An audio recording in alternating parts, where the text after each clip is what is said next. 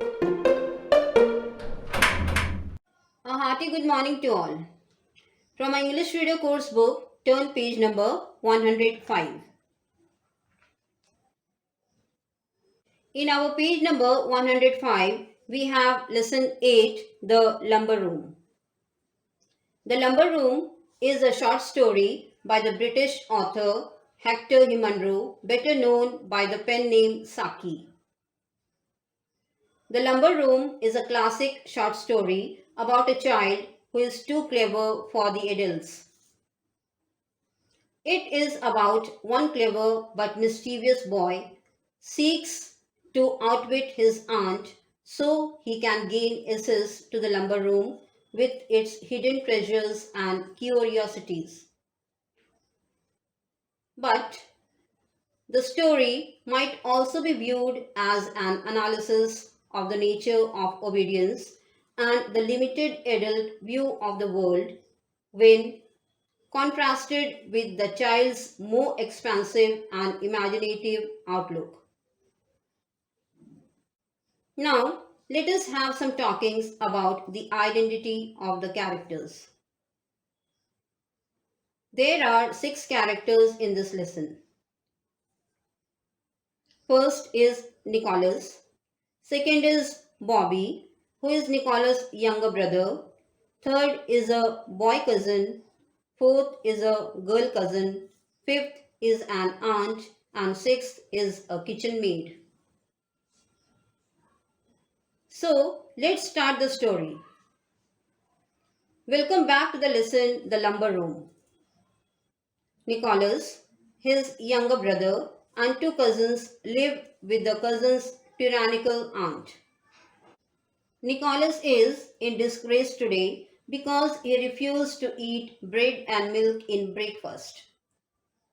He told the aunt that there was a frog in his bowl of bread and milk, but she would not believe him. She eventually saw that there was indeed a frog in his bowl. She was not pleased, however, to find out that Nicholas had put it there himself.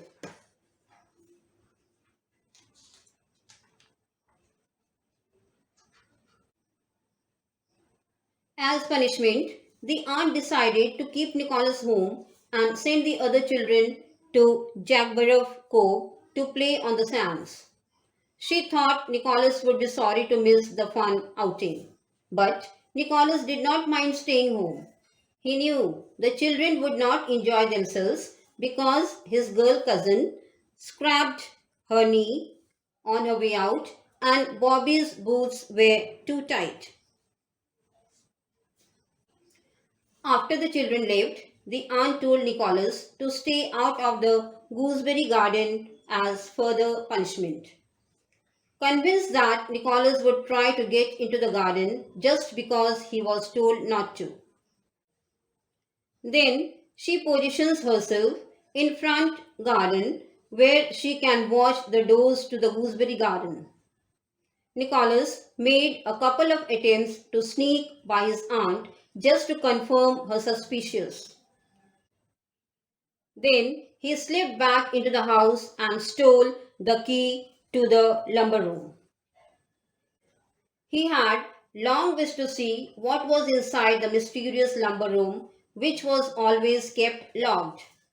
Later, inside the lumber room, Nicholas was delighted to find all sorts of fantastic treasures.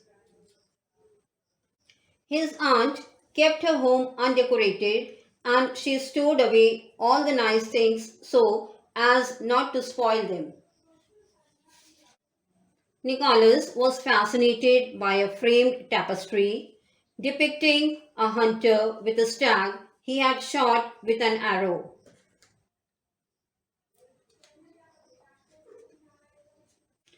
He wondered if the huntsman sees the wolves coming towards him and whether the man and his dogs will be able to cope with them.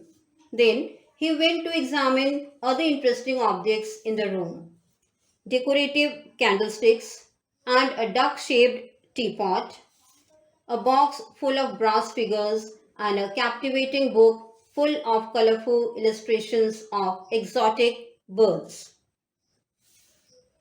After some time, the aunt became suspicious of Nicholas' long absence and started searching for him. Nicholas heard her calling for him in the gooseberry garden.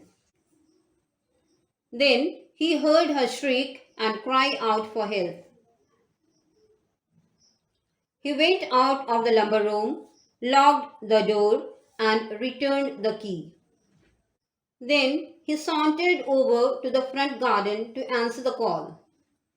From the other side of the wall, the aunt told Nicholas that she had fallen into the empty rainwater tank and cannot get out.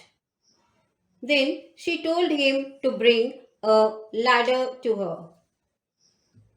Nicholas reminded her that he was not allowed to enter the gooseberry garden. The aunt countermanded the order, but Nicholas pretended. He did not believe it was his aunt speaking to him. He said that he thought the evil one is trying to tempt him to disobey his aunt. Nicholas declared that it could not his aunt speaking because she had told him previously that there was no jam left over. Having sufficient enjoyed himself, Nicholas walked away. Later, the aunt was found and rescued by the kitchen maid. In the evening, the tea was taken in silence. The children were unhappy after a miserable outing. The tide was high, so there was no sand to play on, and Bobby was in a terrible temper because of his tight boots. The aunt maintained a frozen muteness. Nicholas was also silent, absorbed in his thoughts. He thought that the huntsman might escape while the wolves feasted on the stricken stag. Thank you.